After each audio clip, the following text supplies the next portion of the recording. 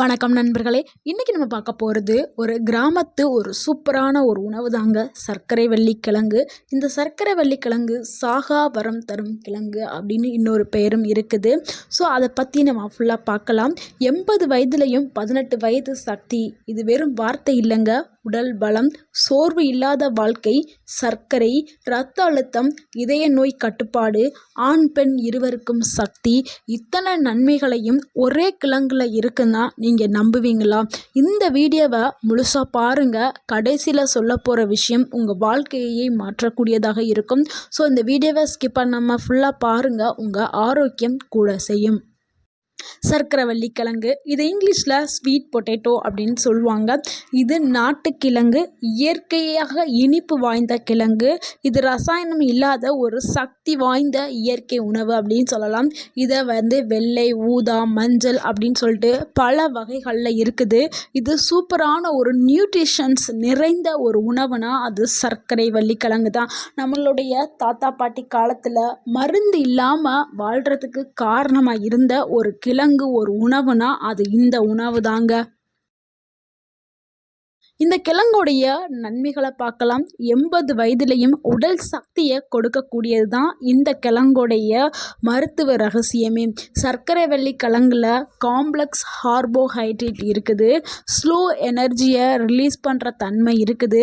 சோர்வு, உடல் வலி, மயக்கம், இது எல்லாத்தையுமே மெதுவாக குறைக்கும் தன்மை இந்த கிழங்குக்கு இருக்குது. இந்த கிழங்க வயதானவர்கள், குழந்தைகள், பெண்கள், வேலை செல்பவர்கள் எல்லாருக்குமே சக்தியை கொடுக்கக்கூடிய ஒரு கிழங்குனா அது சர்க்கரை வள்ளி கிழங்கு தாங்க. இரண்டாவது நன்மை என்னென்னா, மூளைக்கு சக்திகளை கொடுக்கக்கூடியது. நினைவாற்றலை அதிகரிக்கிறதுக்கு இந்த கிழங்கு உதவி பண்ணுது. ஏன்னா இந்த கிழங்குல என்னென்ன ஊட்டச்சத்துக்கள் இருக்குதுன்னா, இதில் விட்டமின் B6 இருக்குது, ஆன்டி ஆக்சிடென்ட் இருக்குது, ஞாபக சக்தியை அதிகரிக்கும் தன்மை இதில் நிறைய இருக்குது, மறதியை குறைக்கிற தன்மையும் இதில் இருக்குது, மன அழுத்தம் எல்லாமே குறைய ஆரம்பிக்கும். வயதானவர்களுக்கு ஏற்படக்கூடிய அந்த அல்சிமியர் ரிஸ்கை குறைக்கிறதுக்கும் இது உதவி பண்ணுது. அதே மாதிரி பள்ளி பருவம் படிக்கக்கூடிய மாணவர்களுக்கு ஒரு பெஸ்ட் ஃபுட்டாக, ஒரு சிறந்த உணவாக இந்த சர்க்கரை வள்ளி கிழங்கு விளங்குகிறது.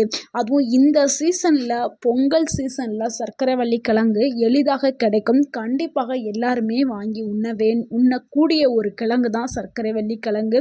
இது பள்ளி படிக்கக்கூடிய மாணவர்களுக்கு ஞாபக திறனை அதிகரிக்கும். அவங்களுடைய கான்சன்ட்ரேஷன் பவரை பல மடங்கு அதிகரிக்கிறதுக்கு இந்த சர்க்கரை வள்ளி கிழங்கு உதவி பண்ணும்.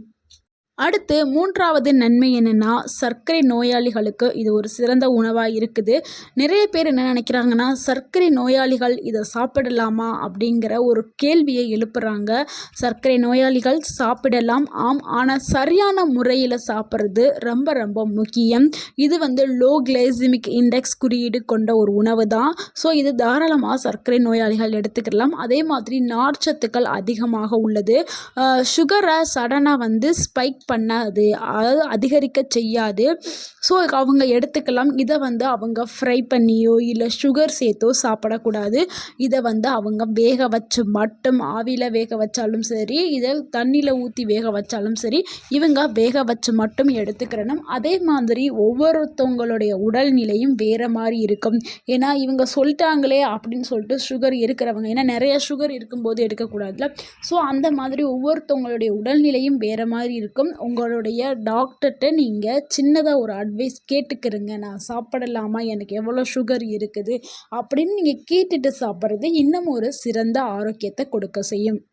அடுத்து நான்காவதாக இருக்கக்கூடிய ஒரு நன்மை என்னென்னா, இதயம், இரத்த அழுத்தத்துக்கு இது ஒரு சிறந்த உணவாக விளங்குகிறது. இதயத்தை பாதுகாக்கிறதுக்கு இந்த உணவு உதவி பண்ணுது. ஏன்னா இதில் பொட்டாசியம் அண்ட் ஃபைபர்ஸ் நிறைய இருக்குது. அதனால் இது இதயத்தை பாதுகாக்கிறதுக்கு இது பயனுள்ளதாக இருக்குது. அடுத்து இரத்த அழுத்தத்தை கண்ட்ரோலில் வச்சுக்கிறதுக்கு இது உதவி பண்ணுது. அதே மாதிரி இதயத்தை சுற்றி இருக்கக்கூடிய அந்த கொழுப்புகளை குறைக்கிறதுக்கும், கொலஸ்ட்ராலை கண்ட்ரோல் பண்ணுறதுக்கும் இந்த ஒரு உணவு சிறந்ததாக விளங்குது. ஹார்ட்டில் ஏற்படக்கூடிய அந்த பிளாக் இது ரிஸ்க் எல்லாத்தையுமே குறைக்கிறதுக்கு உதவி பண்ணுது. நம்ம வாரத்தில் 2 இல்லைனா 3 நாட்கள் நீங்கள் சாப்பிட்டாலே போதும். உங்களுக்கு அந்த மாரடைப்பு வரக்கூடிய அபாயத்தை குறைக்கிறதுக்கு இந்த கிழங்கு உதவி பண்ணும். அடுத்து 5வது நன்மை என்னென்னா, ஆண் பெண் இருவருக்குமே சக்திகளை கொடுக்கக்கூடியது இந்த சர்க்கரைவள்ளி கிழங்கு. அதாவது ஆண்களுக்கான ஹார்மோன்ஸ், அதாவது டெஸ்ட்ரோஸ்ட்ரான் ஹார்மோனை சப்போர்ட் பண்ணுறதுக்கு, அவங்களுக்கு தேவையான அந்த ஸ்டாமினாவை இன்க்ரீஸ் பண்ணுறதுக்கு இந்த சர்க்கரைவள்ளி கிழங்கு உதவி பண்ணுது.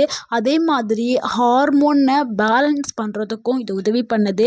அதே மாதிரி இரும்புச்சத்து குறைபாடை சரி செய்கிறதுக்கும் இந்த கிழங்கு உதவி பண்ணுது. அதனால தான் நம்ம சொல்கிறோம் 18 வயது சக்தின்னு சொல்கிறாங்க. 80 வயதிலையும் 18 வயது சக்தியை கொடுக்கக்கூடியது இந்த சர்க்கரைவள்ளி கிழங்கு. ஸோ 18 வயசில் எப்படி எனர்ஜெட்டிக்காக இருப்பீங்களோ அதே மாதிரி வயது ஆகும்போதும் இந்த கிழங்கை நீங்கள் எடுத்து சாப்பிட்டுட்டே வரும் பொழுது உங்கள் உடலில் பலவிதமான சக்திகளும் மாற்றங்களும் நடக்கும். ஸோ உங்கள் உடலுக்கு உள்ளே இருந்து உங்கள் உடலில் சக்திகளை பில்ட் பண்ணுறது இந்த சர்க்கரைவள்ளி கிழங்கு. அடுத்து 6வதாக பார்க்கக்கூடிய ஒரு நன்மை என்னென்னா, செரிமானத்துக்கு சிறந்தது. அடுத்து குடலையும் சுத்தம் செய்யும் தன்மை இந்த கிழங்குக்கு இருக்குது. ஏன்னா இதில் அதிக அளவில் நார்ச்சத்து இருக்கிறதுனால உங்களுடைய செரிமானம் வேகமாக செரிக்கப்படும். அதே மாதிரி வயிற்றில் ஏற்படக்கூடிய அந்த கேஸ், வாய்வு தொல்லை, வாய்வு, அடுத்து மலச்சிக்கல், வயிற்று வலி, இது எல்லாத்தையுமே சரியாக்குறதுக்கு இந்த கிழங்குகள் உதவி பண்ணுது. இதை நம்ம காலையில் சாப்பிட்டோம்னா இன்னும் நம்மளுக்கு சிறந்த ஒரு நன்மை நம்மளுக்கு கிடைக்க ஆரம்பிக்கும். இவ்வளவு நன்மைகளை கொண்ட இந்த சர்க்கரைவள்ளி கிழங்கை எப்படி நம்ம சரியான முறையில் சாப்பிடணுங்கிறத இப்போ பார்க்கலாம். அதில் முதல் மெத்தடு வேக வச்சு சாப்பிடணும். இதை காலை உணவாக நம்ம எடுக்கலாம். காலை உணவாக எடுக்கும் பொழுது சிறிதளவு உப்பு போட்டு அதை நம்ம நல்லா மசிச்சு ஏதாவது கூட்டோ பருப்போ அது கூட வச்சு நம்ம சாப்பிடலாம். அந்த மாதிரி சாப்பிடலாம். இல்லைன்னா இது கூட வேறு ஏதாவது டிஷ்ஷு மாதிரியும் செஞ்சு நீங்கள் சாப்பிடலாம். உங்களுக்கு விருப்பமான மாதிரி எந்த மாதிரி வேணாலும் சாப்பிடலாம். இதை நீங்கள் வேக வச்சு அப்படியே சாப்பிட்டீங்கன்னா உங்களுக்கு முழு சத்துக்களும் உங்களுக்கு கிடைக்கும். இதை எண்ணெயில் போட்டு பொரிக்கிறது, வறுக்கிறது அதெல்லாம் எதுவுமே செய்யக்கூடாது. வேக வச்சு அப்படியே சாப்பிடலாம். 2வது மெத்தடு குழந்தைகளுக்கு வேக வச்சுட்டு அதில் உப்பு எதுவுமே சேர்க்காம குழந்தைகளுக்கும் வயதானவர்களுக்கும் அப்படியே வேக வச்சு அது கூட நல்லா மசிச்சு அவங்களுக்கு டேஸ்ட்டுக்காக தேங்காய் பூலாம் துருவி போட்டு அந்த மாதிரி கொடுக்கலாம். இந்த கிழங்கை கண்டிப்பாக எண்ணெயில் பொரிச்சோ வறுத்தோ இல்லை சுகர் சிரப்பை ஆட் பண்ணியோ இல்லை பேக்கரி ஐட்டம்ஸ் ஏதாவது போட்டோ அந்த மாதிரிலாம் நீங்கள் செய்து சாப்பிட்டால் நன்மைகள் கிடைக்காது. நீங்கள் வேக வச்சு அப்படியே சாப்பிடும்போது தான் உங்களுக்கு முழு ஊட்டச்சத்துக்களும் கிடைக்கும். இதை நீங்கள் வாரத்தில் 2 இல்லைன்னா 3 முறை எடுத்துக்கிட்டாலே. ஸோ இந்த கிழங்கு சாப்பிடும் பொழுது யாரெல்லாம் கண்டிப்பாக கவனமாக இருக்கணும்னா, கிட்னி பிரச்சனை இருக்கிறவங்க, சிவியர் டயபெட்டிஸ், அதாவது சர்க்கரை நோய் அதிகமாக இருக்குது அப்படி இருக்கவங்க கண்டிப்பாக இது கவனமாக தான் எடுக்கணும். கண்டிப்பாக அளவோடு சாப்பிடுங்க. உங்களுடைய டாக்டர்கிட்ட சின்னதாக நீங்கள் அட்வைஸ் வாங்கிட்டு சாப்பிட்றது ரொம்ப நல்லது. நண்பர்களே, நீங்கள் மருந்து சாப்பிட்டு வாழ்கிற வாழ்க்கை உங்களுக்கு வேணுமா, இல்லை உணவை மருந்தாக மாற்றக்கூடிய வாழ்க்கை வேணுமா? நம்ம முன்னோர்கள் சொன்ன ஒவ்வொரு விஷயமும் நம்மளுக்கு உணவே மருந்தாக செயல்படுது.